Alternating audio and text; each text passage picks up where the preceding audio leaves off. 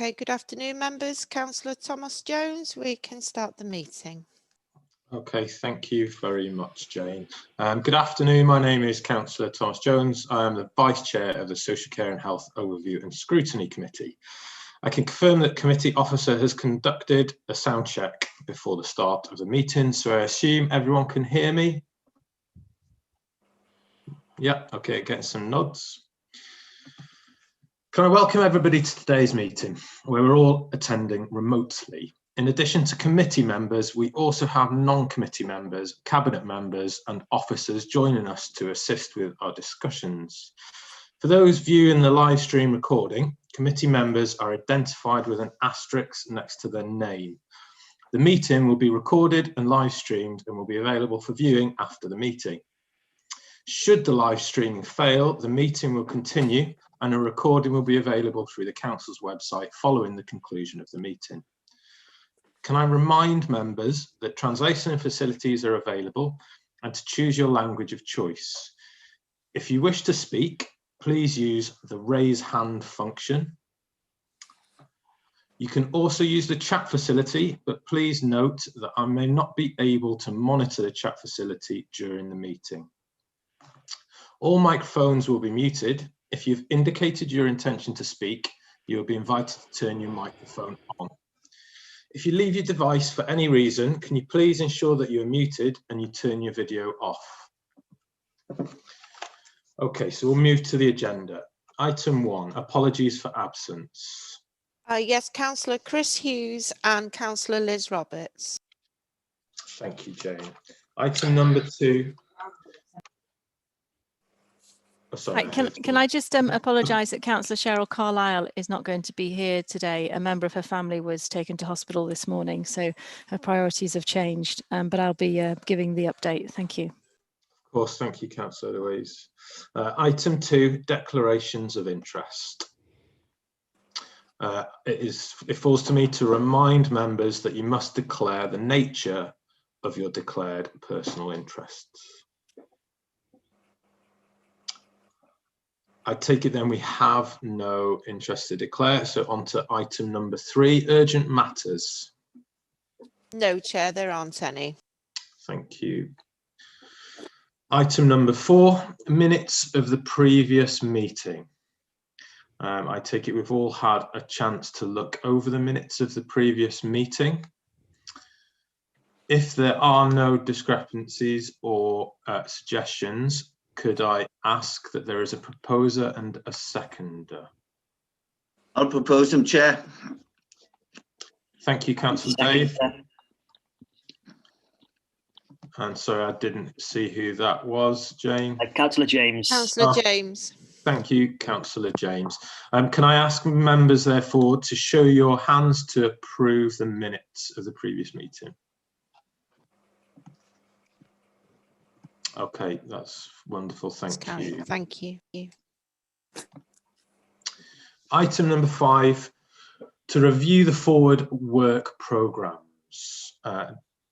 Dawn is on leave, however, Sean William is in attendance, I believe.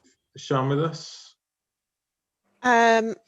Sorry to come in here, Chair. I don't believe Sean's with us. She may well be having technical difficulties as well on this occasion. So if members are happy to note the forward work programmes,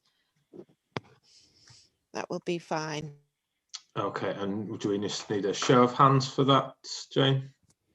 Yes, that's absolutely fine. Okay, members, if I could ask for a show of hands to note the forward work plan, please. Thank you, members. Sorry to come in and cut across Councillor Thomas, but Councillor Chris has been able to join us as well, just so you know. Fantastic. Okay, so would we like to transfer chair back to the chair, or shall I continue? Thank you, Councillor Jones. My internet is a bit sketchy, so we'll hopefully it'll be okay and we'll be able to keep going. Yeah, that's no problem, Chair. We're just up to item 6 on the agenda. Great. Okay, so item 6 is to receive a verbal update from the Cabinet members on the impact of the second wave of the pandemic on social care, and Councillors Louise Emery and Councillor Cheryl Carlisle. Good afternoon, members. Just for Chris's information, Councillor Cheryl can't be with us this afternoon. She's got a bit of a family crisis. Yes, so. I was in a meeting with her this morning and she had to rush off. I do hope everything goes okay. Yeah, absolutely. The nature of the update, I'm sure, has changed. We couldn't work out when it changed because we thought we were doing current challenges and future challenges of the pandemic on social care, but that's fine. So it's changed to the impact of the second wave, which, to be honest, is very similar to current and future challenges. And what we've done for you today, as you know, social services is a very operational portfolio. I'm not getting involved sorting out care homes, looking after elderly residents at all. Ours is a very strategic overview. So we thought it would be much more useful and informative if you were to listen to a presentation which we have put together, and Mark Bowler is going to do that presentation for us, and then we can come in with questions at the end. So Mark, are you there and able to start sharing the presentation? Yes, I'm here. So if everybody's happy, I will try and share my screen now so you can see it.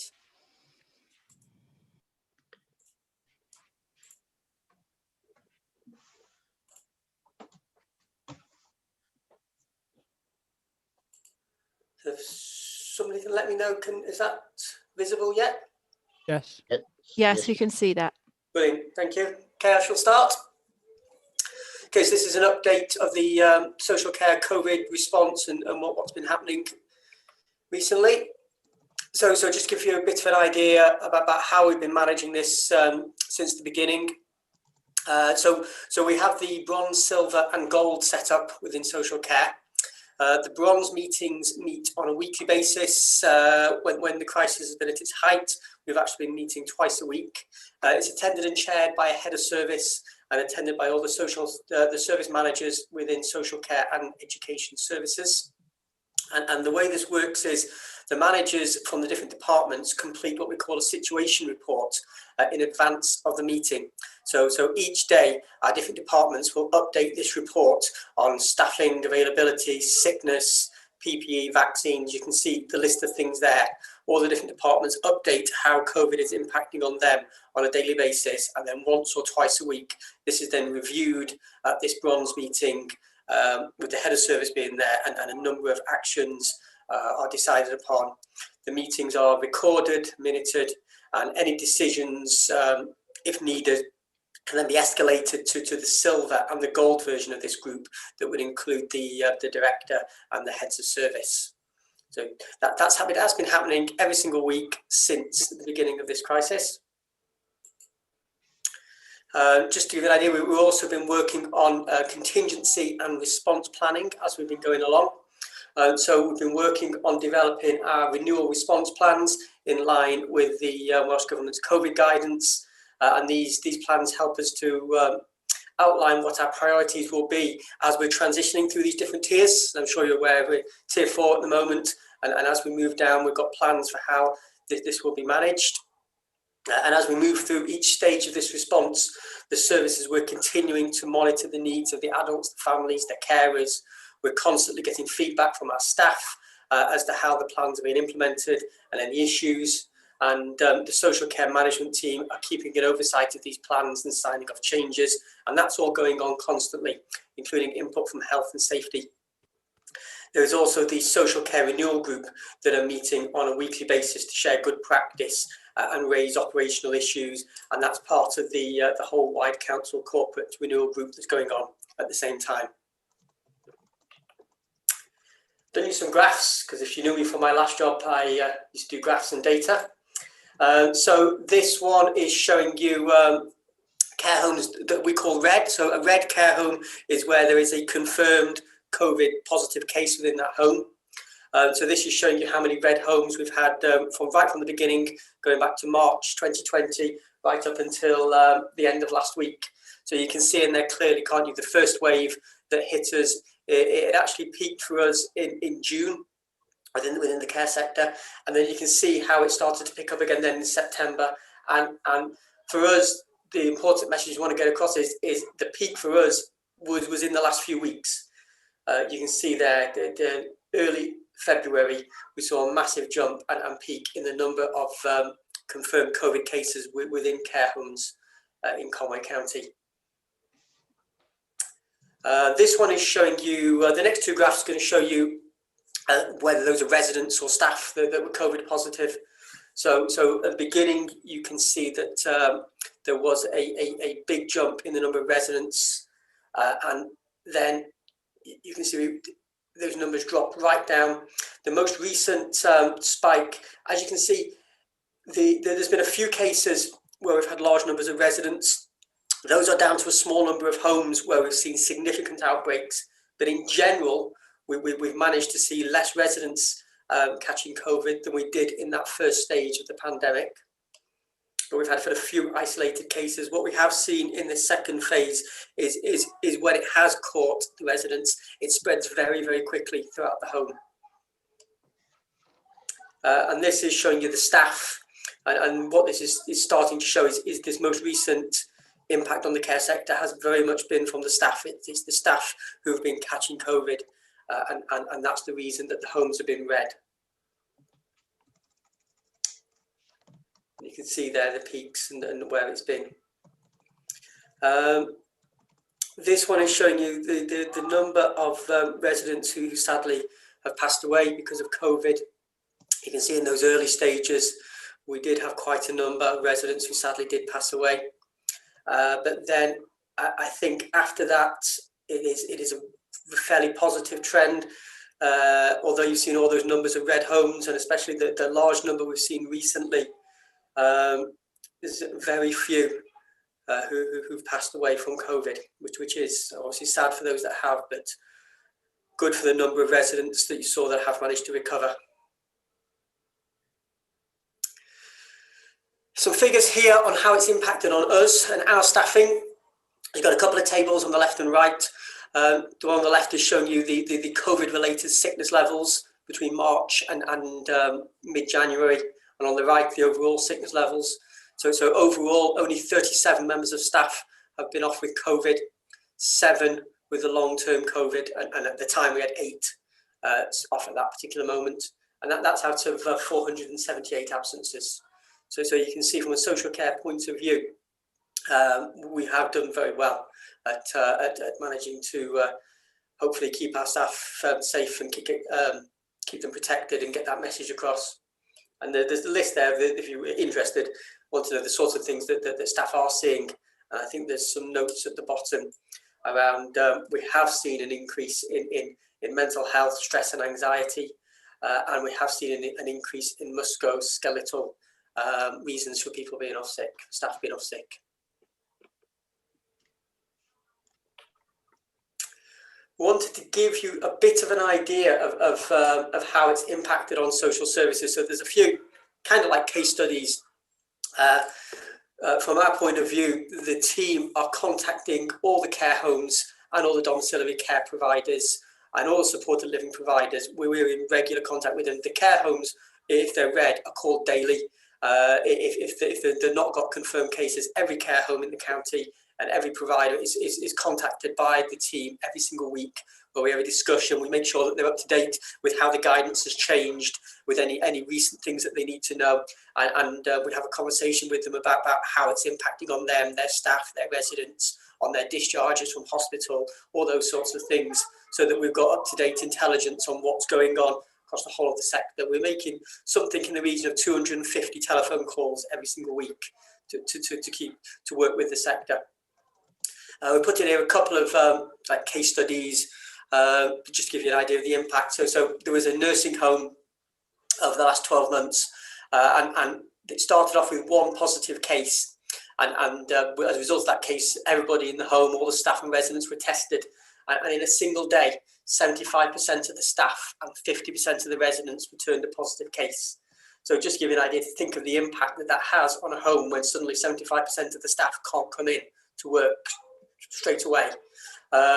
We work to try and contact nursing agencies, but this isn't isolated to Conway. The homes across the whole of the Northwest region were in a similar situation. So there was no staff, no auxiliary staff, no support that we could get from anywhere. So as a result, Conway and BCU staff had to provide that emergency support to the home so that they can continue to operate. Just to give you a feel for how this is impacted on us.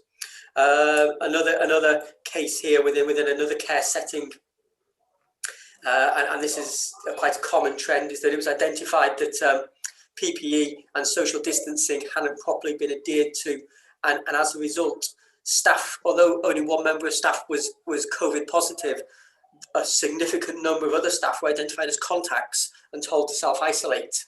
So although nobody in that setting was significantly ill, and unfortunately none of the clients were ill, it still caused a major issue for social care because of the number of staff who couldn't come into work.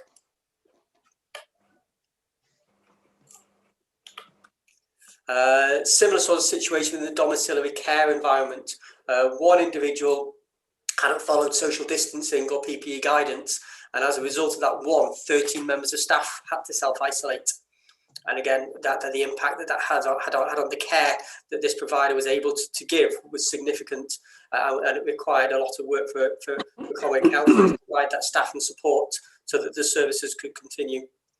And then final example there from a children's accommodation, but this is a common example that the type of care that we're providing is that this is a home environment, trying to create a home environment for people, which makes it very, very difficult to balance COVID infection guidance, wearing PPE, maintaining social distancing, while still creating that home environment for the people that are involved. So in this example, you're trying to eat together as a family, but you can't really do that if you're 2 meters apart and wearing all the masks and everything else.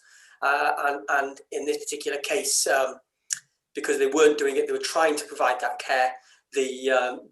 When the young person came back COVID positive, the staff members were identified as contacts, and unfortunately later tested positive, and the impact that had.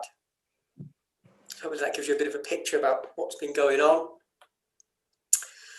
Just moving on to some of the other things that we've been doing. I'm sure you're aware of the various changes to the guidance that's come out from Welsh Government. So we produce a visiting guidance that goes out to the sector. We work closely with our colleagues in Environmental Health and Public Health Wales, and looking at the guidance from Welsh Government, because quite a lot of the arrangements give us this local determination. And this has been really important because it's helped us to avoid blanket restrictions, because I think some other areas have put blanket restrictions on things like visiting and that sort of thing. And we've made sure that we don't do that. Our guidance really clearly states that we see visiting in care homes as an essential part of the care that is provided. And there shouldn't be blanket restrictions. It should be on a case-by-case basis, and obviously a risk-assessed approach. A few up-to-date figures here on vaccinations. As of I think it was 2 weeks ago, 1,166 residents in our care homes had been vaccinated, which was about 95%. And the main reasons that the 5% haven't been done yet is because those homes were red, and we were trying to work out how to solve that as quickly as possible to get that finished. And invitations have gone out for the vaccinations, obviously, to staff and staff groups and all those. We've also made the decision to include the staff from Ysgol Gofal in that to provide that personal care role. So there's significant work there. I'm sure you're probably aware that about the PPE and the PPE work that's been going on through the Mochtra site. But just to put some figures in there for you, we distributed massive amounts of PPE to the whole of the sector. So it's not just internally, it's all these external providers can get their PPE through us. So 3.5 million boxes of gloves, 1.6 million boxes of masks, 1.5 million rolls of aprons. I think it gives a picture. It is a significant operation that is going on there to keep the sector provided with the PPE that it needs. and as well as the PPE, more recently we started providing the sector with these the LFD tests, if you're aware of them. They're the lateral flow tests, the self-testing kits that the staff can use now, and those are being provided through the Mochtra site as well by the tens of thousands out to the sector, to help protect the staff and the residents and the clients. There's a slide here on discharges from hospital. So continuing to provide a rapid response to all discharges from the main hospitals, and it's supported significantly by our reablement teams and the 5 localities or CRTs, the community resource teams. We've got 3 locum social workers who've been appointed to support hospital discharges. We're managing to keep delays because for our reasons down to a really low number. We continue to provide weekly representation in the meetings and all that sort of thing. We have weekly meetings with these community resource teams within the 5 areas to help identify any discharges. There's multidisciplinary teams. Just give you a picture, there's a lot of work going on to make sure that we're not causing any delays and that things are moving as quickly as they possibly can. We've got the extra care respite flats available and can be commissioned for any individuals that need that support. And we're working really closely with the environmental health officers to support these discharges and help keep everything moving. And just a point at the bottom there that all discharges from hospital are requiring a COVID test or should have had a COVID test. Wasn't sure if you're aware of the budgetary support that we provide through the hardship grants.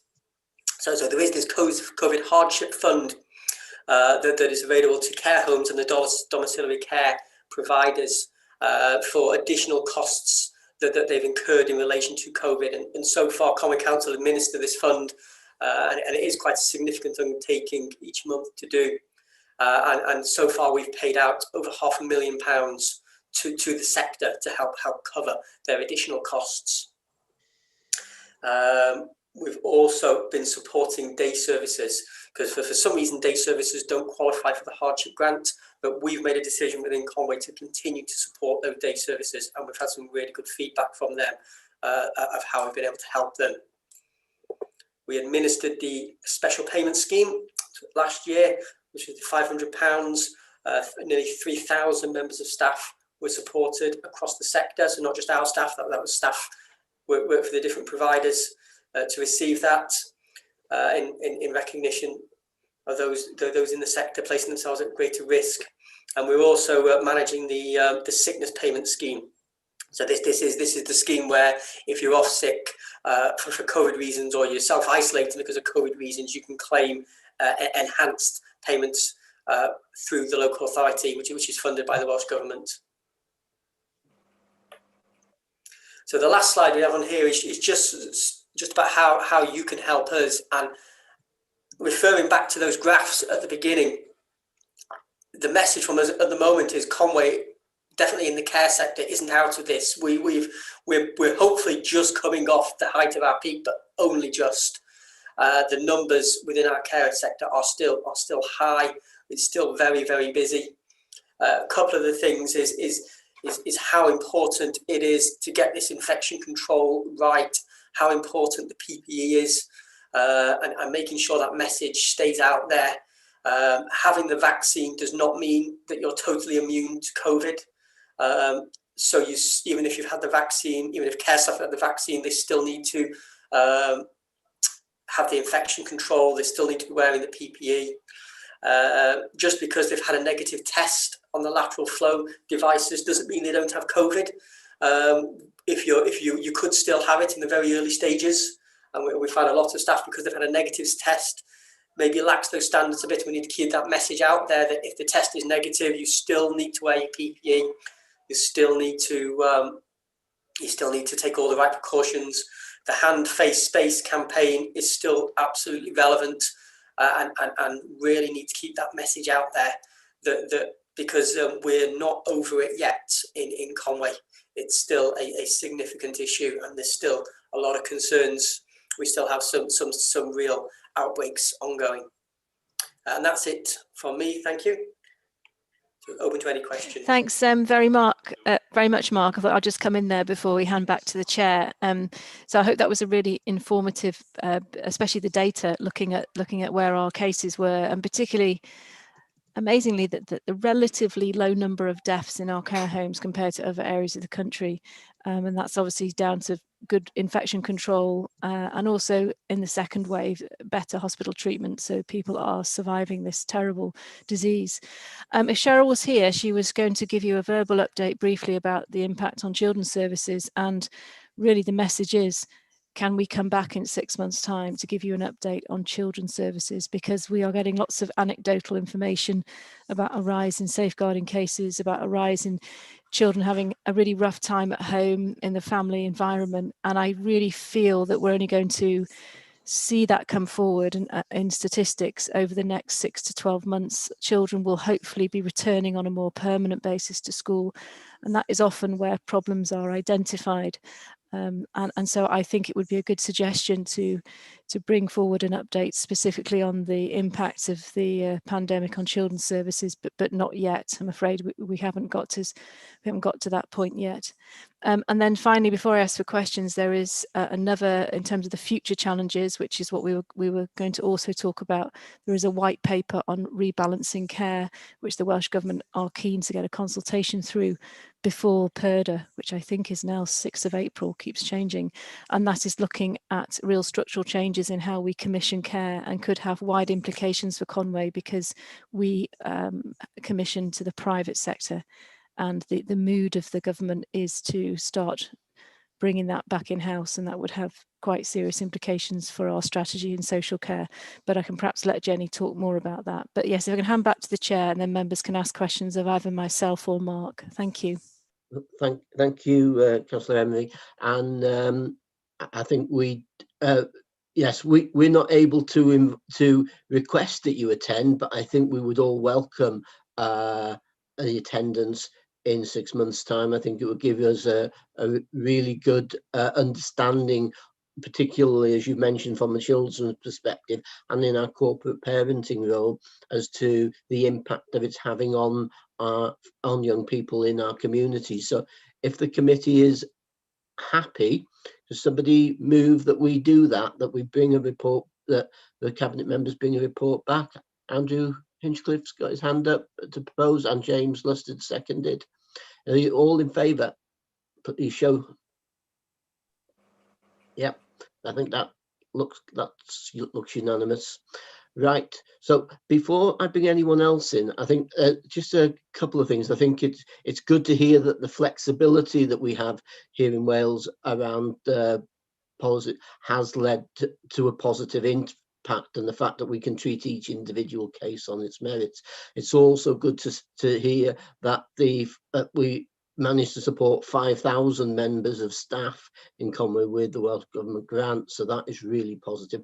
The one issue I think that was touched on but hasn't been covered in recent time is what arrangements are being made for if and when the hardship fund comes to an end, because obviously it can't go on forever. I know this is something that Wales Audit Office are keen to understand that we are discussing. So Jenny, you've got your hand up. Do you want to come in first before I bring any of the members in? Sorry, good afternoon, everybody. Yeah, I was just going to respond to that question, Okay. Councillor Beth.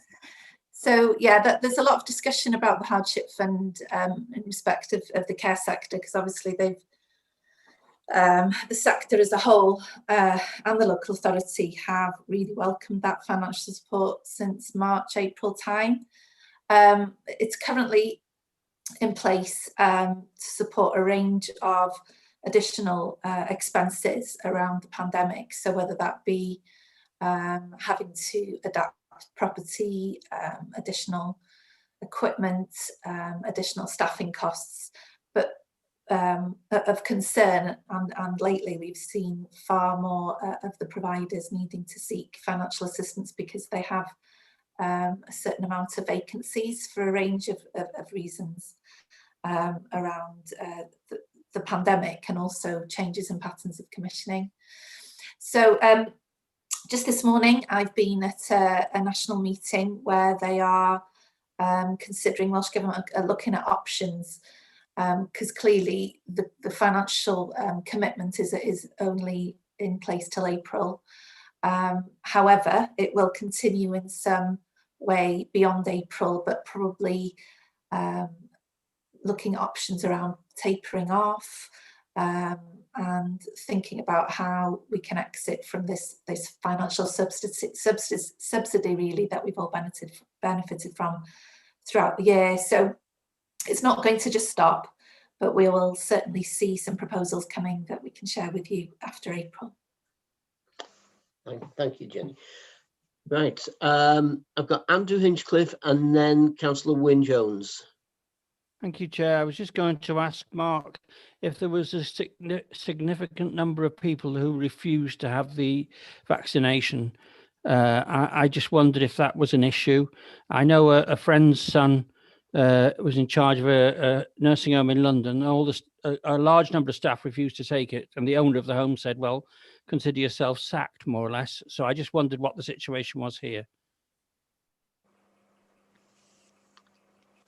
Who's going to answer that one? I think Claire Lister has got her hand up. Yes, okay. Shall I respond? Is my mute off now? Yes. We're not able to keep the data on numbers of individuals who have refused the vaccine for data protection reasons. We've had a number of discussions around that. We certainly wouldn't be taking any disciplinary actions against anybody that hasn't. We would be taking a much more encouraging approach, explaining the benefits of it and the risks of not having the vaccine, talking through people's concerns and hopefully changing their stance. So we can't provide you with that data, as I say, for data protection reasons. We haven't collected it, and that was under the advice of HR. Thank you. Just to add to that, Councillor Press, if I may. Yes, go ahead. I think the Health Board are pretty confident that there's a good uptake of the vaccine. I think we can share that with you. As Claire says, we haven't got specific numbers. And we have had staff who are worried about the vaccine, and that's been the predominant reason for refusing it. Obviously, there are some health conditions that would warrant staff saying that they couldn't have the vaccine at this time. But I wouldn't want you to think that it's a big, a widespread problem. And as Claire said, I think as there's more confidence and information being shared about the vaccine, that we're seeing less people, not necessarily refusing, but just questioning, is it the right thing for me? But we're now into the second vaccines for the first priority groups, and the Health Board in North Wales have done a brilliant job. I think we're up there really with one of the best performing regions really in terms of the vaccine rollout. So it's generally good news. But I think that the biggest thing for us, as Mark alluded to it, didn't he? This is a journey that will take a long time in terms of immunity, and it is about keeping up the messages about good infection control measures, even though you have had the vaccine. Thank you, Jenny. Cynghorydd Wyn Jones.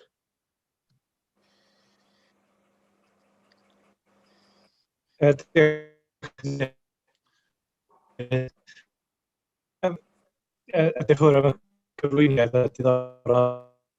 Wyn, I'm going to cut across there.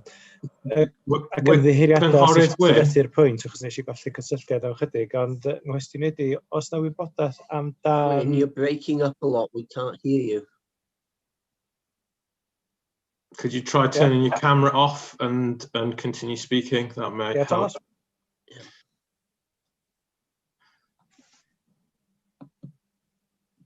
I'll turn my video off. Okay. Seems better. chi'n clywed i rwan? Okay. Y cwestiwn oedd amdan brechu gofalwyr di-dal. Hynny ydi, os na fwy o wybodaeth am pryd fydd yr... Sori, Cynghorydd Wyn, ti dal yn torri fyny. Ti eisiau rhoi yr cwestiwn yn y chat a wedyn byddwn ni'n gallu gofyn ar ôl cwestiwn nesaf? Okay. Na hynny. Diolch. Those of us that were on the listening to the translation could hear it, but I understand several members couldn't. Jenny Williams, would you like to come back in? Can we have confirmation of what the question is first, Chair? I think I've got it right, Councillor Wynne. It's about unpaid carers, the vaccine rollout for those who maybe have not been formally in the first priority groups. Yeah, it's been a real issue for us, and we've had lots of representation of very compelling cases of course of family members, parents, etc., who feel that they've been excluded, and I would vaccinate everybody if it was down to me. We all would, wouldn't we? But that they have not been included in the social care and health groups unless they are formally being, part of that care package for the person cared for. So there have been some vaccinations administered to those carers who I guess are recognised as unpaid carers, if we can say that. It's not a great title. I don't know, Claire, if we've seen any formal recognition now or dates that all unpaid carers will be vaccinated. I'm not aware of anything, but it is a bit hit and miss at the moment. No, I can confirm we haven't got a date. What we have got is the confirmation that by the summer, or information to allude to the fact that by the summer, it's anticipated that all adults will have been vaccinated. So that obviously will cover the unpaid carers, but no, we haven't. Some unpaid carers have been able to access it through their GPs. They've accessed it when they've attended with their cared for. And as Jenny rightly says, we actually prioritise those individuals. We were able to prioritise those informal carers who worked alongside our formal carers as such. The language isn't comfortable with any of us because they were part of a care package. So acting as the second person delivering personal care to an individual at the same time as the paid carer. So those individuals got identified and put through. But no, in terms of clarification, we haven't, which is really sad. And it has been lobbied for by our representative, Hannah. Thank you, Claire. I think we've heard, I think today there was an announcement that those young people with learning difficulties will be added to the priority lists. So hopefully it won't be too soon before unpaid carers and other groups of carers out there are all added. But as you say, it was very positive news that they hope that all adults will have been vaccinated by the summer.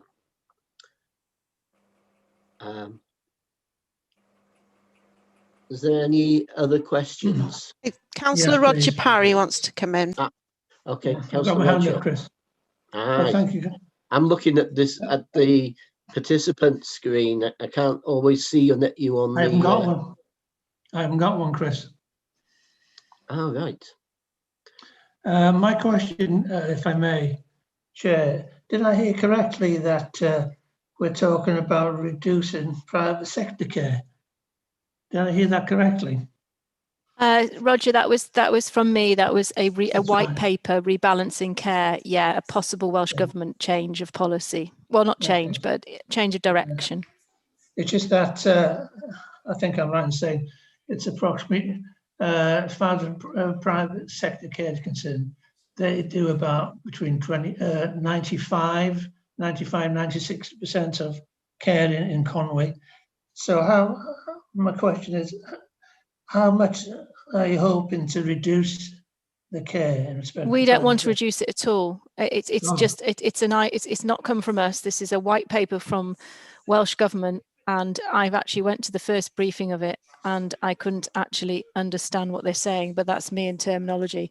So rebalancing care, let me just talk you through this. It means away from reactive commissioning towards managing the market. So I'll say that again, away from reactive commissioning towards managing the market. In layman Interpret that terms, how you will. in layman terms, what does that mean? I don't know. Right. Okay, In thank you. professional Jenny, terms, we Claire? don't know. No, in professional They don't know. Does it? We know. I've just left the session myself to attend here. Really complex. Jenny will come in. It's really complex position. Yeah, I mean, obviously this is the COVID update today, and we will definitely bring back our draft consultation proposal before April to share with you. We're just finding out about it ourselves. So yeah, the first consultation sessions have been this week, so we need to understand a little bit more. It's the principles are really good. It's about trying to get some equity and fairness and quality in care provision, whether that be the local authority providing it or a business or a charity. But we just need to understand the proposals around getting there from where we are. So yeah, we'll come back to you with it. Thank you. Thank you. Okay, thank you, Jenny.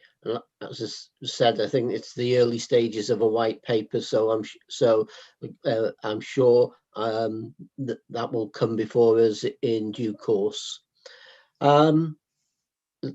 Anyone else have any questions for the cabinet members? I don't see any hands up. No, so right, so thank you, Louise, and I'm sure we all wish and hope that Councillor Cheryl's son is not too unwell, and that should be back with us soon. Yeah, thank you. I will stay for as long as I can now. As you can see, I'm in the private sector today, but I shall stay on and listen for as long as I can. Thank you. So we now go on to which is item 7 in my note, in the chair's notes, but is item 6A on the agenda, which is to nominate a scrutiny committee member to sit on the Dinnith Road Development Project Board. Therefore, can I ask for a nomination, please? Councillor James Lusted wants to come in. Okay, Councillor James.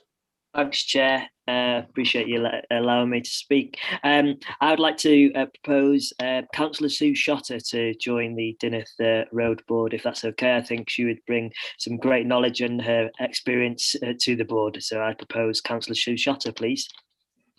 Okay, is that seconded? Are there any other nominations?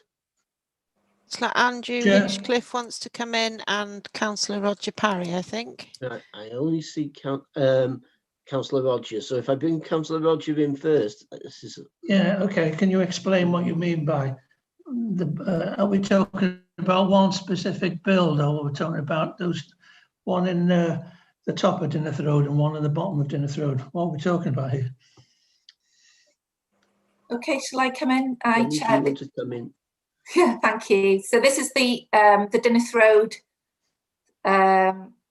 development around a extra care housing and a reablement unit with the health board and a link with Cymdeithasol College as well. So it's our biggest capital scheme, and you know, not to be confused with the Bron and Ant scheme, which is lower down, obviously, and has its own governance and project board. This is the Dinnith Road board. So I chair the board, and we have a range of officers from the council, elected members, and representatives from the health board.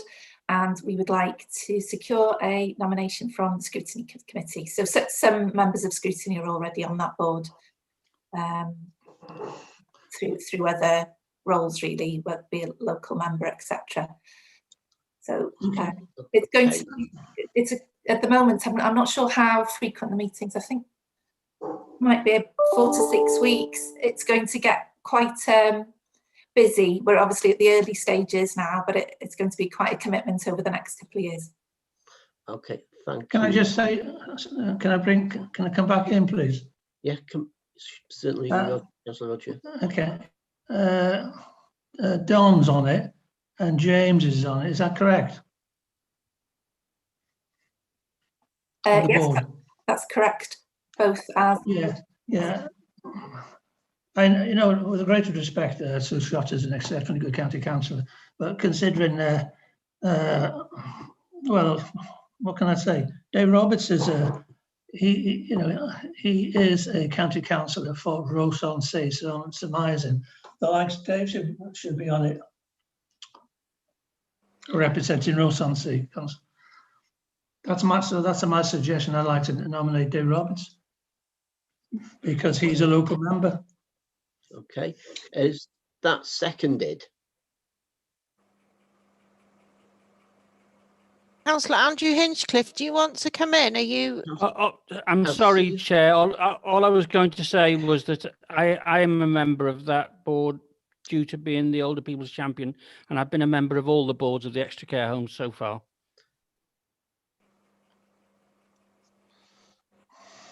Okay, right. Well, Councillor Roger, I don't see a seconder for your proposition, so that the only nomination is Councillor Shotter.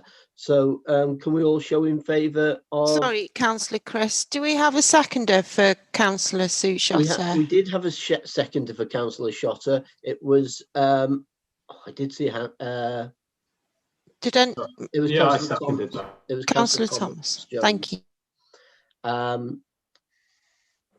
So on the basis that Councillor Shotter is the only nomination, do we need to do a roll call, or can we just do it with a show of hands? I think it would be clearer for all members if we did the roll call, Chair. Okay, over to you then, Jane, to do a roll call. Okay, thank you. Councillor Frank Bradfield. For. Councillor Mary Doyle. For. Councillor Keith Eales. For. Councillor Andrew Hinchcliffe. For. Councillor Chris Hughes. For. Councillor Alan Hunter. For. Councillor Wyn Ellis Jones. Obliged. Councillor Thomas Jones. Obliged. Councillor James Lusted. Obliged. Councillor Roger Parry. For. Councillor Dave Rees. For. Councillor Dave Roberts. For. Councillor Sue Shotter. For. Councillor Aaron Wynne. Obliged. Okay, thank you, members. That's been carried. Councillor Chris, you're on mute. Sorry, I don't know how I muted myself, but thank you, Jane. So right, so that has been carried. And we're off now to item 8A, which is to consider the joint Conway and Denbighshire Adoption Panel annual report for 1920, which will be presented by Kate Davenport, the head of Children's Services, Children and Family Services and Safeguarding, and Anne Flanagan, Service Manager for Looked After Children. So, Kate and Anne, are they here? Yes, Councillor Chris. It's Anne Flanagan. I think Kate's around somewhere. I said I would present the reports if that's okay. That's excellent. Great. I've got my camera on. I know last time I had a report, I had some difficulties, so please let me know if the volume's not good enough at any point. But I'll leave the camera on for now and see if we can present okay. It's fine at the moment. Okay. So I'm going to summarise the report that was submitted. And I'll go through the key points and significant information that I want to pull out for you. So I'll start with the summary of key points. The purpose of the report is to provide members with information about the activity of the Joint Conway and Denbighshire Adoption Panel. And this was for the period between 1st of April 2019 and 31st of March 2020. The report does provide information linked to the panel activity, which includes the numbers of children in Conway placed for adoption, those awaiting adoption by the end of the reporting period, and the numbers of children placed with adopters through the North Wales Adoption Service. It also outlines the financial and practical implications when children are placed outside of North Wales. The background to the Conway and Denbighshire Adoption Panel can be found in Appendix 3. It's been operating now for a number of years. In terms of recommendations, this is a report that's for information, to provide information about the panel activity. The Section 4 details and lists the actual composition of the panel, and 4.2 on the report actually there's a joint Conway and Denbighshire Adoption Panel activity outlined in Table 1. With some data there in terms of, I will run through that quickly. Adoption approvals for Conway were 5 and for Denbighshire were 3. There were no should be adopted decisions made at that point. Matching of children, there were 9 Conway children matched with adopters and 4 Denbighshire children. Some deferred decisions, 1 for Denbighshire, none for Conway. No deregistrations of adopters during that period, and there was an adopter review, only 1 adopter review. They occur when adopters are on the list for some time and then haven't actually been matched. So then we move on to some more information around the detail of the report. So in Conway, 9 children were matched for adoption. 4 of the children were placed with NWAS adopters, NWAS being North Wales Adoption Service.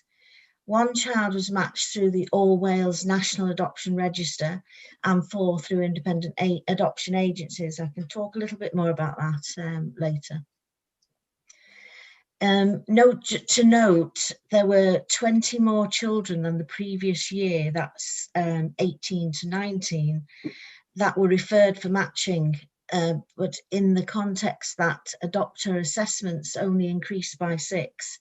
So there were 26 approvals of adopters during that year, and the previous year there were 18, which demonstrates really that the demand continues to outstretch the resource.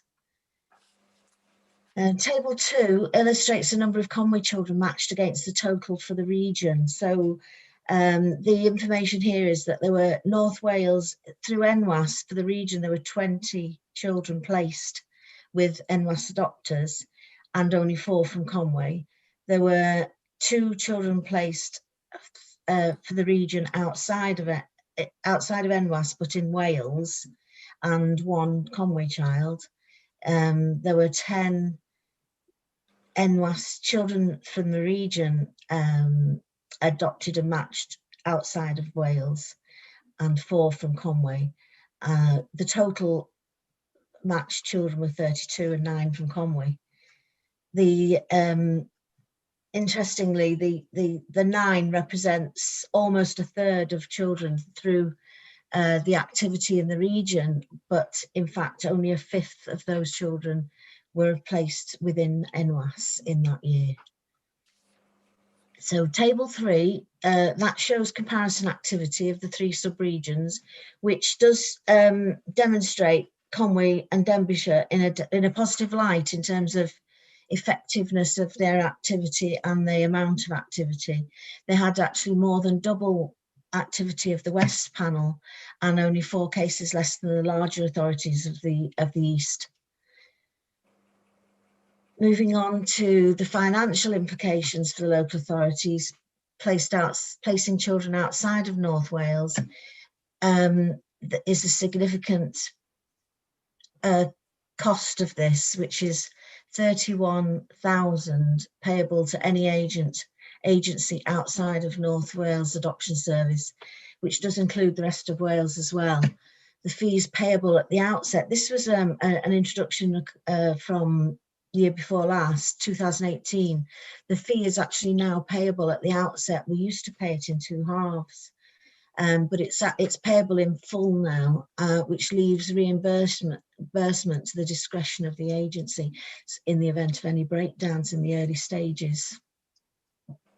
So that has some quite significant implications for us. So in terms of the functioning of the panel, there are reflections from the chair about the observations for that reporting period, which are outlined in the report. Just to pick up on a couple of points. So due to the impact of COVID-19 since March 2020, members' annual reviews are now overdue. But they will take place by video. In the report, I've outlined that they'll take place by video meetings in early 2021.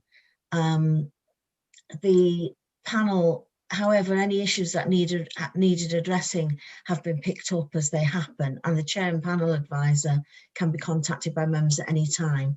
So the communication channels have been open there, but in fact, I've had some late information, if you like, and the reviews are now planned for the 9th and 10th of March, and they'll be undertaken by the panel advisor and the panel chair. Okay, 4.4 does outline, there's training details which are available for adopters, panel members and social workers are outlined in the North Wales Adoption Service Quality of Care Review, which is within the appendices. Just to point out again a couple of issues that although there's been a delay in rescheduling the panel business day, there have been regional opportunities available. So a joint business panel and training day was delivered on the 17th of May 2019 by NWAS. There were 49 attendees across the region, which included panel members, central list members, childcare social workers, adoption social workers, and some heads of service. In addition, 18 panel members across the region attended panel quality assurance training on the 8th of July 2019. That was delivered by AFA Cymru. 4.51 to 4.56 outlines the aspirations for the National Adoption Service, which does include the Adoption Support Service, which has now come to fruition during 2020-21. In terms of section 5, no options are available due to the statutory obligations and the requirements of adoption panels. Section 6 looks at the consultation. There are several listed consultations within the content of the North Wales Adoption Service Quality of Care Review. What I am pointing out there is that we had a disappointing response from panel members and only one questionnaire was returned during that period. So we'll be looking at that and trying to secure a better response from the next consultation period. All feedback is collated, and as previously pointed out, it's within the Appendix 4. So moving on to section 7, which is the resource implications. The proposal for operating the joint Conwy and Denbighshire adoption panel was cost neutral when it was first formed and remains so, with equal expenditure between the two authorities for the funding of the chair. They do that on a 6-month rotation, so every 6 months, either Conwy or Denbighshire will absorb the costs and then recharge. So detailed figures for the region at the end of the reporting period are outlined in 7.3. 7.4, worth noting the reasons behind there's 10 Conwy children who were waiting to be placed at the end of March 2020. Interestingly, only 2 hadn't been matched, and that was due to other reasons rather than avoidable delay. So that was actually quite an achievement for that period. The total costs for the year for 2019 to 2020 for adoption placements was actually 143,000, which was less than the anticipated figure. That can vary sometimes depending on when children are placed and whether it might overlap with the year-end, financial year-end. So it's the cost may be within the next reporting period, if that makes sense. So it was actually 110k less, but I suspect some of that would have been absorbed in the following year. Sections 8 to 11 are self-explanatory in terms of future generations and equality implications and policies and procedures. So to look at the risk implications, discontinuation of the Conway panel, the Conway and Denbighshire adoption panel, would mean that Conway could not meet its statutory duties. There will continue to be a number of children placed with adoptive parents outside of NWAS and the cost implications of that. The risk remains that this number will increase and not decrease in the future. The risk can be mitigated with an increase in adopters approved through NWAS and also a reduction in children who need to be looked after. 2 drives currently ongoing, and a commitment to those 2 actions is already evident, and I think we are probably starting to see an increase in adopters. So it's looking fairly positive at the moment, and that will be contained within the next reporting period's report. The service has been going through quite significant changes during the period 1920, but those changes are now in place and becoming embedded, and I think that is going to now increase efficiency and help to mitigate the risk. And officers do meet monthly to project the expected budget for children who may be placed outside of NWAS, thus incurring the 31k charge. Although the LA has little control over this, officers continue to monitor the expenditure and ensure the appropriate allocation of funds. And I think one of the points that I wanted to end on is just that there is a dilemma faced in the matching of outside of NWAS, in that there is a cost implication.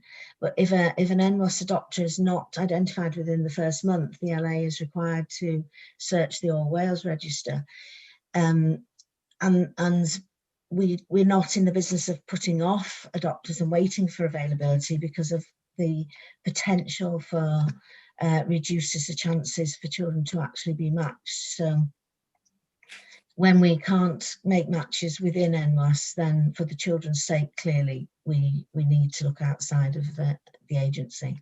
So that's a fairly quick run through the report. Happy to take any questions, and I think Kate also is available in case there's anything I can't respond to. Okay, thank you, Anne. Members, does anyone have any questions?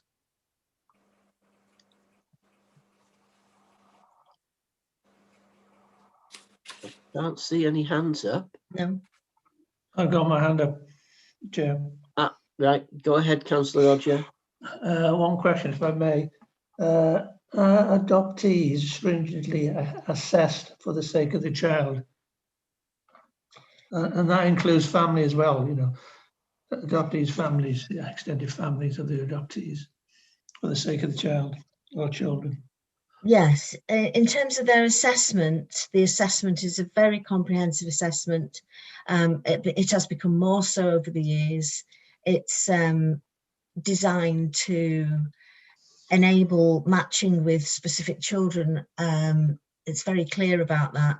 in terms of, and that's how the matching's made. So a social worker would look at the assessment of the adopter and the needs of the child and then marry them together. And that is how we come up with the best matches that are possible. Thank you, Chair. Okay. Councillor Frank Bradfield. Thank you, Chair, and thank you, Anne, for your presentation. I'm sorry I had to take a phone call on another social matter, so maybe I missed this. You know, the service does an excellent job. I've got all the time in the world for everybody that works in Conway Social Services, but it's reactionary. We're looking after children who come to us, and in this day and age, where does the children come from? But I mean, years ago, it was deprivation, poverty, children were sold, still getting sold right enough, children were sold, children were flung out in charities that had to look after them. But this day and age, with so much support in families, for families, I just wonder, how is it these children become available to be adopted? And I really thank you for all you do, and the panel. To try and answer that, okay, sorry, is it okay? In order to try and answer that, the majority of the children that are put forward for adoption are younger children, babies and very young children. The babies are often children of parents who have a history of not managing, not coping. Obviously, we have to, in social services, children's services, we have to do parenting assessments, very thorough assessments. We do pre-birth assessments. We have to consider history. So that, not all, some children, very rarely, but some children are relinquished. But mostly it's down to safety of children and safeguarding their welfare. And we always explore family. That is the first thing that we will always do in every case. If there are no family members, that's when the child will have to go forward for adoption. And that's to give them the best start that we can. Yeah. Thank you, Anne. I appreciate that, and appreciate we've had this conversation before many years ago with social services regarding families, and I appreciate families are looked into now. I also appreciate that the children are left with fathers now, which once again is a modern concept. But to me, this is a social issue, and nothing to do with local authority, to do with society itself and how we as a society look after our own. And I do thank you, Anne, very much for this presentation. And Chair, thank you for your indulgence. Thank you, Councillor Frank. I think to understand where people come from, we only have to look at the UN Special Rapporteur's poverty report into the UK of 2018. Does anyone else have any questions? Yeah, I've got one more. Go ahead, Councillor Roger. I'm sorry about, I don't know if it's a relevant question, but social workers, etc., I'm sure they work with psychologists, sociologists, clinical psychologists. So there's there's a lot of people there that helps. Am I right in saying they obviously know the reasons why these young children end up being vulnerable? I don't know if anybody can answer that or not. If it's a question. Who wants to try and answer that, Anne or Kate? Yeah, no, I'm happy to do that. Yeah. I mean, in order for the final decision that children ought to be placed for adoption, it is viewed as the most draconian measure, because it severs that relationship with birth family to a great extent. But as part of that process, clearly there'll be a whole series of judicial decisions that are made and specialist assessments undertaken. And if there is a psychological assessment or a psychiatric assessment that's deemed, those assessments would be commissioned as part of the legal proceeding. and clearly the judiciary, they would inform the social workers, and also inform CAFCAS, parties, the proceedings, as well as parents and their legal representatives as well. So we're always really cautious as social workers that we work within the remit of our professional knowledge, and where those specialist assessments are required, then we ensure that those are commissioned as part of that legal process. Thank you. Okay. Anyone else have any questions? No, I can't see any. Can't see any hands up. So this report is just for noting, but it's a report. It's an important report that we have to. The report will go to Cabinet for approval. So we do need to vote on a recommendation to Cabinet. So can I have a recommendation that we recommend to Cabinet that this report be Councillor Hinchcliffe is recommending it, Chris. Chair. I'll second that. And I'll second that. Okay. Right. So we'll. I guess. Do we need to do a roll call for this, Jane? Or yes, we do, because it's going to Cabinet. If members can please state whether you're for, against or abstaining. The recommendations are within your pack if you want to be clear on page 46. Okay, Councillor Frank Bradfield. Very much for. Councillor Mary Doyle. For. Councillor Keith Eales.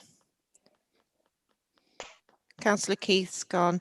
Councillor, he did send apologies and he had to leave the meeting early. Okay, Councillor Andrew Hinchcliffe. Approve. Councillor Chris Hughes. Obliged. Councillor Alan Hunter. For. Councillor Wynne Ellis Jones. Councillor Wynne. No, it must have left. Councillor Thomas Jones. Sorry, Councillor Wynne is Councillor Wynne there? Yeah. Okay, and Councillor Wynne was in favour. I missed that. I don't. Yeah, okay, thank you. Councillor Thomas Jones. Yeah, hefyd obliged. Councillor James Lustard. Obliged. Councillor Roger Parry. For. Councillor Dave Rees. For. Councillor Dave Roberts. For. Councillor Stu Shotter. Obliged. And Councillor Aaron Wynne. Obliged. Okay, thank you, members. Okay, members, thank you. That is carried, and that will go forward to Cabinet next week, I believe, for their approval.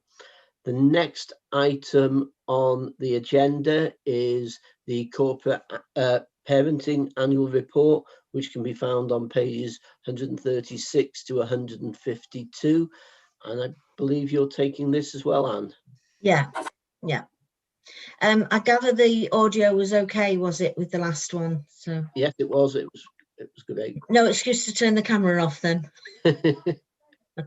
Okay, so I'll get on to this one. Now this is the overview report I'm summarising, because the main body report is somewhat longer, but you've all had sight of that hopefully prior to this meeting. Summary and key points: to provide Social Care and Health Scrutiny Committee with the annual report of the corporate parenting team during 2019-20, and this was pre-COVID.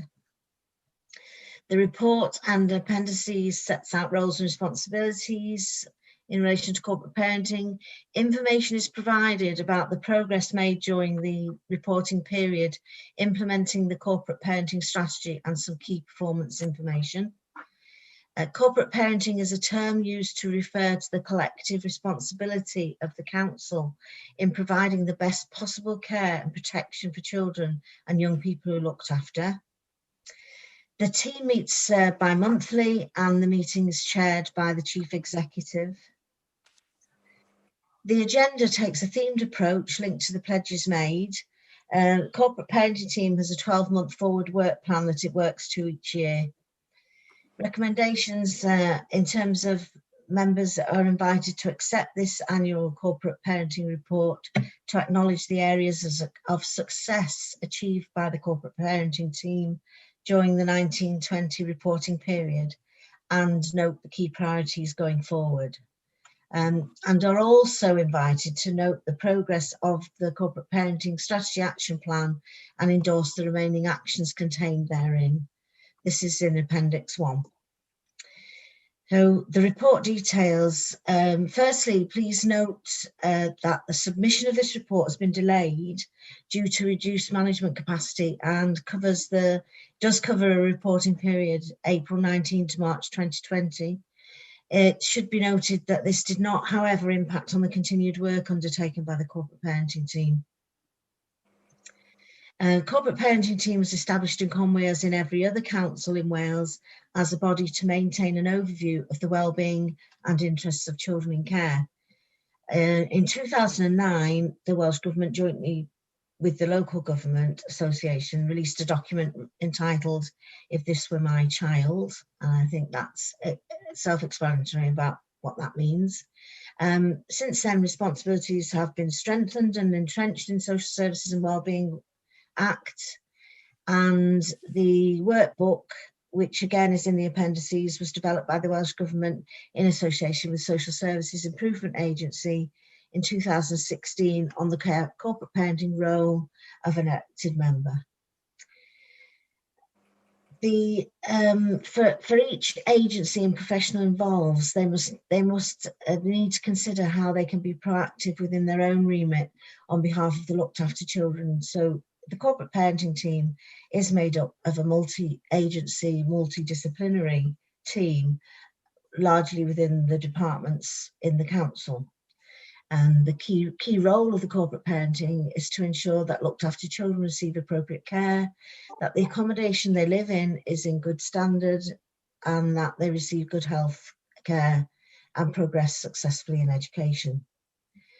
Corporate Parenting Strategy Action Plan 2019 to 2022 sets out the high standards and outcomes to be achieved.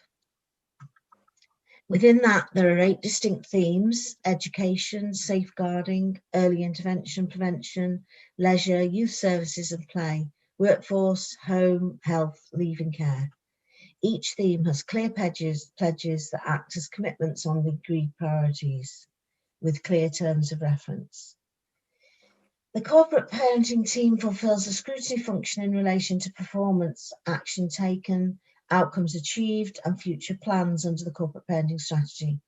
The team receives throughout the year good statistical information, including the number and profile of children in care, information relating to the leave and care cohort, plus achievements in respect of health and education and training.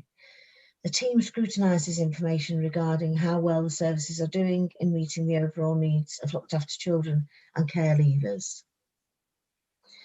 They will seek out and receive feedback from external regulatory inspections, e.g. the Care Inspectorate Wales inspections of looked after children's provisions, which we have in Conwy, Glanyr-Afon and Pwyllgor, and the fostering service.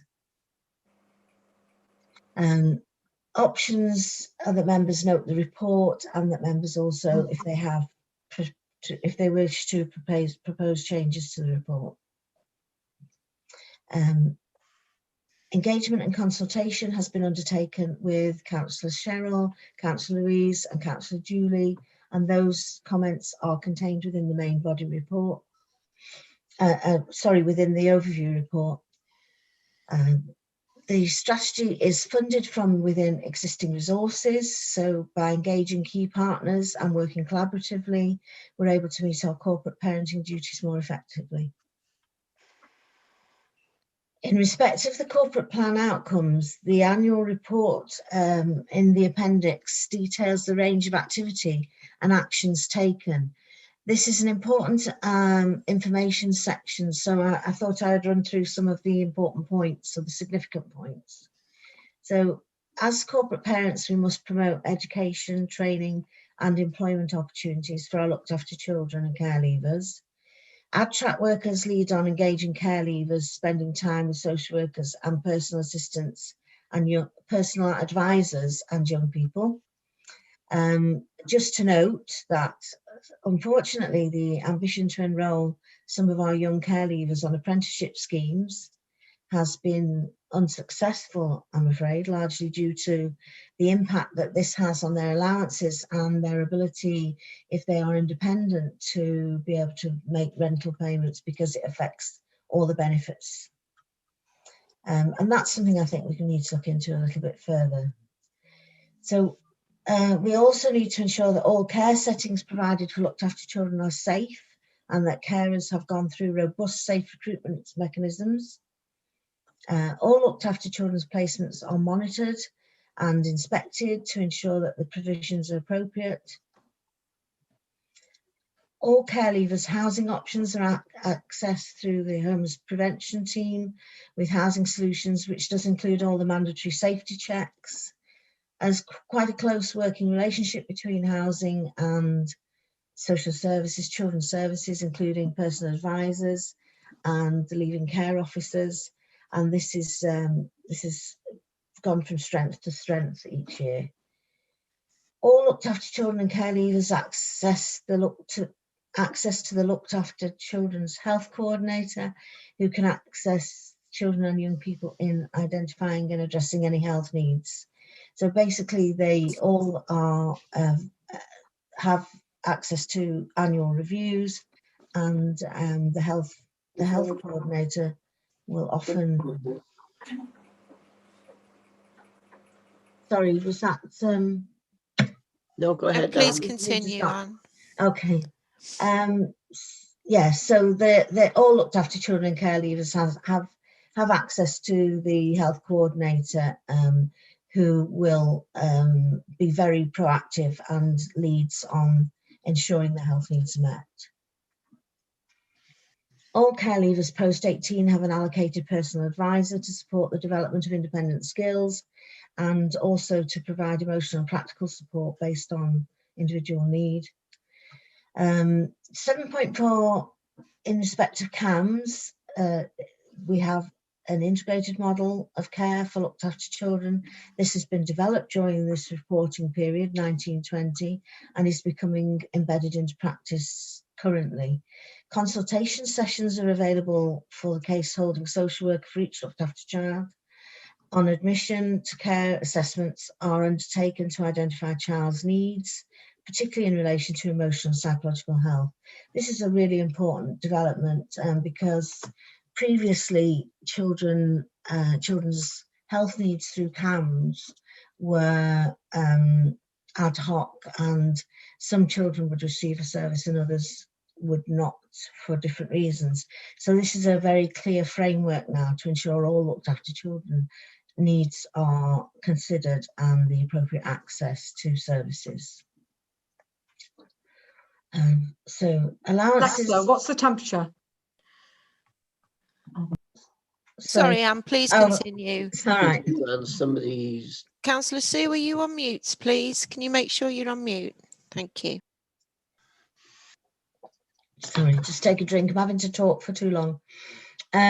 So allowances are paid at a level. So this is allowances to children looked after. So they're paid at a level to ensure that looked after children and young people are not financially disadvantaged in any way. These are allowances to carers and within the residential unit. And this is monitored by the child social worker through statutory visiting. Children are actually encouraged to save and provided with advice and guidance to promote aspirations for their future education, training and careers. These are all related to the outcomes. There's a range of commitments identified in the strategy to meet a young person's heritage via promoting contact with family and ensuring that any looked after child's cultural and language needs are met. This is a particular consideration that we must have to give to children who are placed outside of Wales. We also recognise the valuable contribution to practice made by children and young people, and the facilitation of the Loud Voices group, which is the Looked After Children group, and the Shaping Futures, which is the Leaving Care Forum group, are the forums for them to have their voices heard. We would also like to see more opportunities to enable children and young people who are looked after or who have left care to participate in the recruitment of carers and employees. Wellbeing of Future Generation Act, the Corporate Parenting Strategy provides a work plan for 3 years, 18 months of which is remaining before review. So that's at the time of writing. So the review will be towards the end of next year, 2021. The strategy has an early intervention and prevention section that has acknowledged the necessity to identify needs earlier, to deliver a solution-focused approach to practice and to provide services early to avoid drift in decision-making, so that children are protected from abuse and harm. This includes support to prevent placement breakdown and ensure a stabilising impact on the experience of children looked after.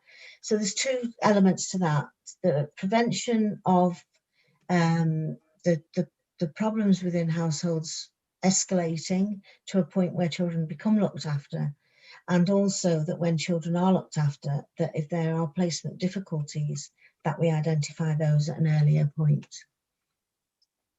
In terms of integration, it's clear that we cannot deliver the multi-agency, the multidisciplinary action plan without the commitment of key partners to drive forward the pledges and aspirations for looked after children.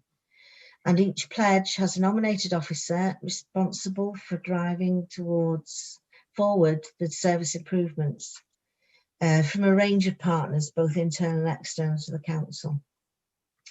All partners, including children and young people, their carers and officers, have been involved in the formulation of the corporate parenting strategy. Equality implications. As corporate parents, we recognise the different needs of children receiving the service, including race, disability, language, gender and ethnicity.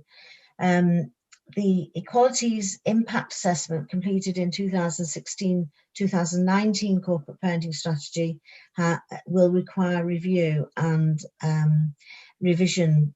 It was originally by March 2020. This has not been yet done, but as soon as capacity allows, this will be completed.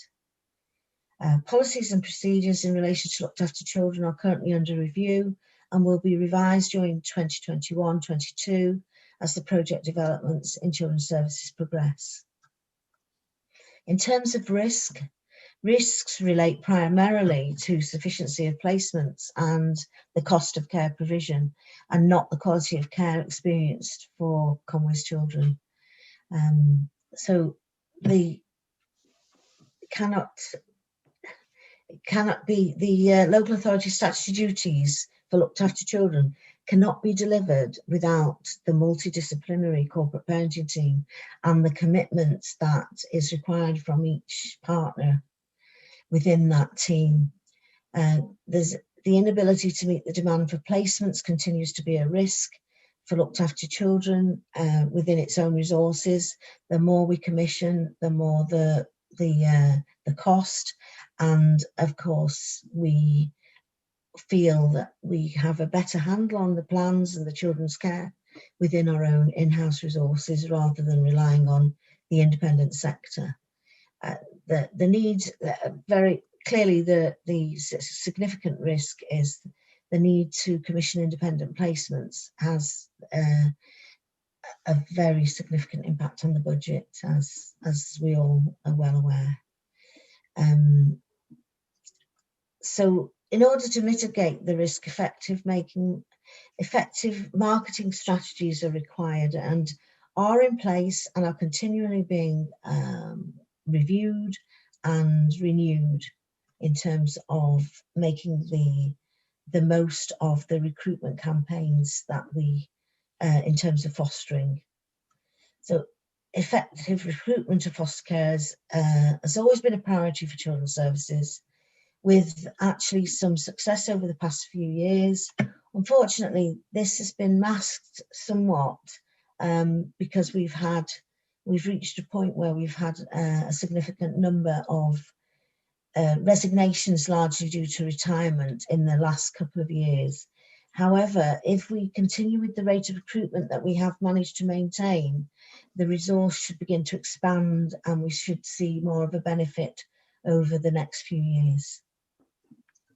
Social services have single responsibility for the funding of commissioning foster placements. There's no contributions from any other agency for that. The process for securing funding contributions from the Health Board for children placed in independent residential placements still presents challenges, but has become more effective since the review of the Strategic Multi-Agency Panel. The report was brought before committee a few months ago in terms of the SMAP, the Strategic Multi-Agency Panel. And another point to note that as we secure more placements within North Wales, there has been an increase of residential placements in the past couple of years within North Wales, and we have been able to secure those placements for a lot of our children. However, when they are within the region, the Health Board do not contribute because they are able to, the children are able to access universal services through BCU. And unfortunately, that doesn't reduce the cost of placements, and then social services tend to absorb the full cost of the placement.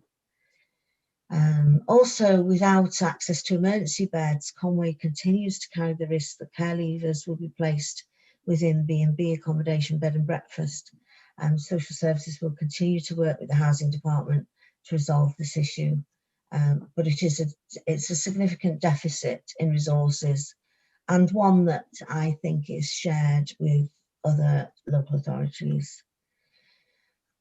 So that's the, it is a longer report. The report itself, I think, is something like 20 pages, but hopefully everybody, all councillors have been able to read that.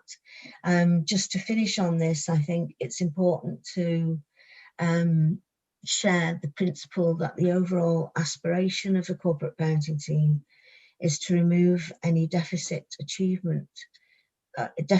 in achievements which indicates discrimination or in fact distinguishes a child as being looked after. We want children to be integrated in the community without that without the distinguishing features of looked after children in any way. So I'd be happy to take any questions. I'm hoping Stephanie Robbins is still with us. Steph has been very much the lead officer coordinating the corporate parenting functions and attending each one, preparing the agendas, etc. So if there's something I can't answer, then I'm sure Steph will assist. Thank you, Anne, for two very comprehensive reports. I'll open the debate up to questions from members.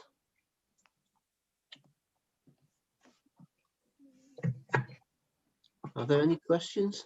I can't see any hands up. Councillor Roger.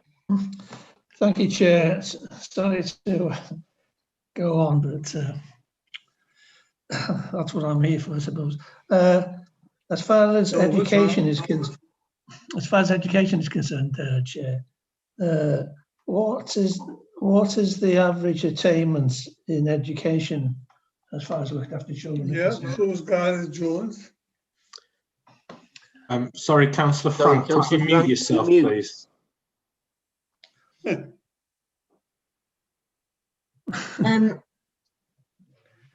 Sorry, would you like me to come in response to that that question, Chair? It's Kate Devonport here, head of service. Yes, it will be the Pfizer. Just to say that in relation to each year, the educational achievement is obviously supported by the Education Looked After Child Coordinator. It's really difficult to give an average because, as with every school year, there's children of different abilities, different experiences. some have additional learning needs. Some looked after children are cared for, you know, within Llysgogarth and may not sit formal exams. So in relation to a average point score, that fluctuates year on year. In the education themed corporate parenting team meeting, we do have a comprehensive report that's taken there that ensures that whatever the potential of looked after children, it's about the distance travelled.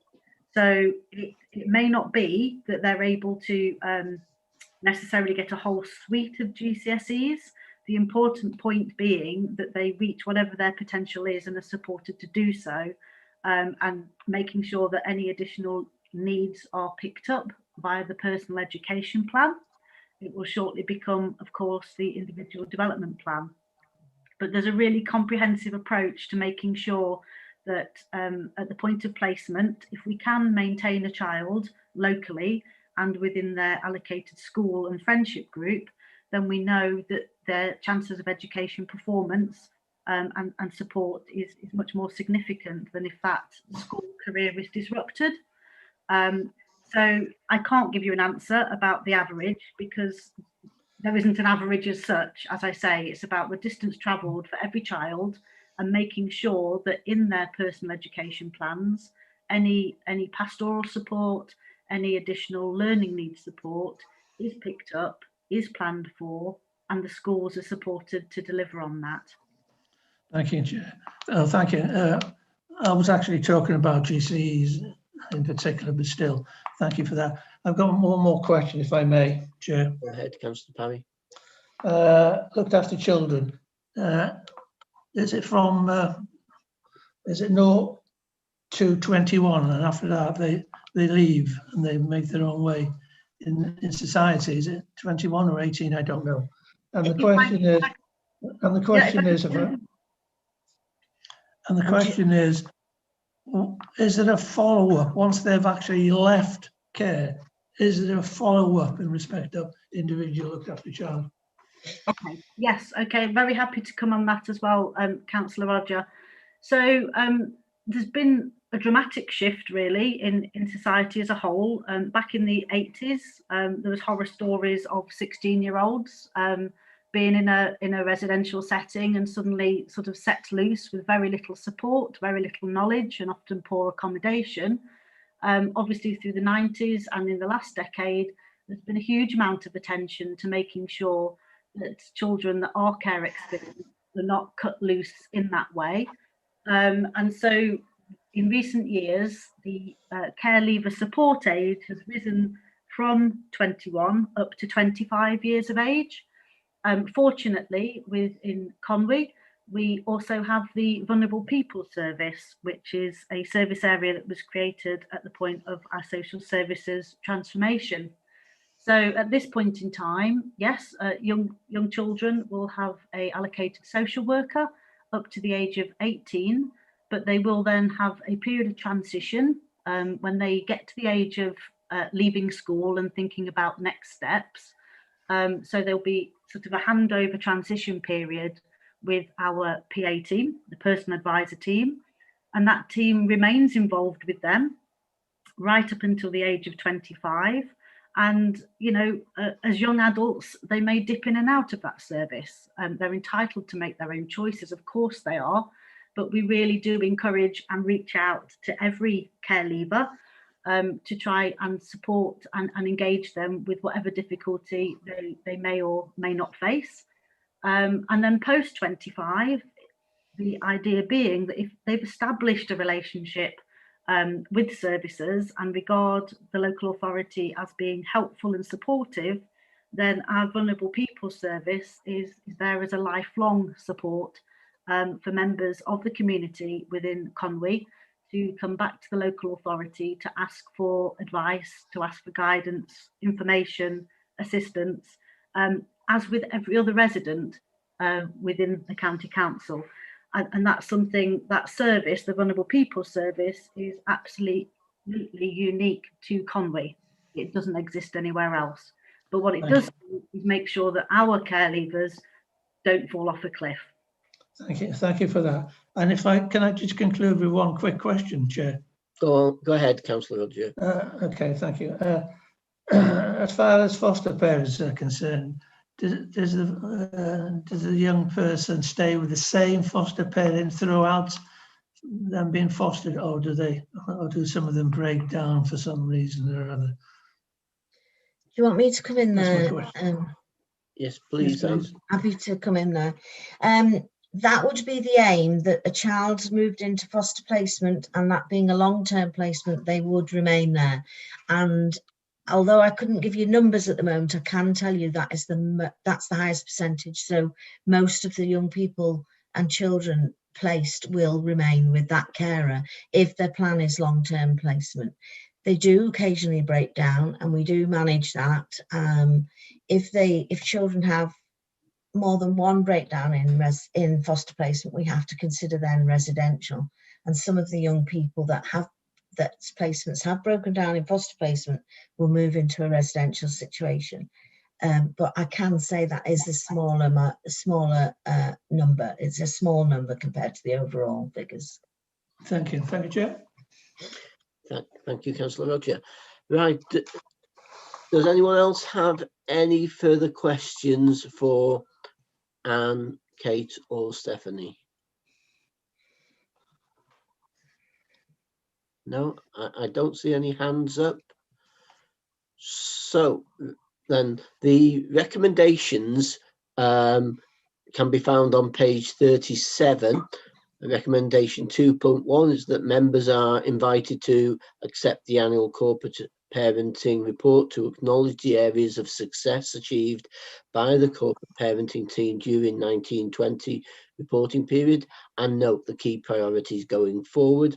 And in 2.2, members are invited to note the progress of the corporate parenting strategy action plan and endorse the remaining sections contained therein, see Appendix 1. Does somebody want to move those recommendations or propose their own recommendations? I see Councillor Rogers' hand I'll up. move that recommendation, Chair. And Councillor Dave Rees, did you want a second? Can you unmute, Dave? I'll second that, Chair. That's great. Are there any other recommendations? No? Okay. Can we then move to the vote, please, Jane? Yes, members, this is just a show of hands because the report is for information only. So if you can all just clearly show whether you support the report. I think that's unanimous. That's unanimous. Thank you very much.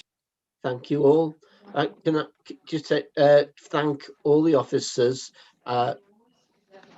for the presentations today. I think we've had some excellent presentations and very comprehensive indeed they've been, and that certainly helps with our work as a scrutiny committee. So thank you everyone, and thank you members for your attendance today. Bye, Chris. Thanks, Chris. Thank you, members. You're welcome. Thank you.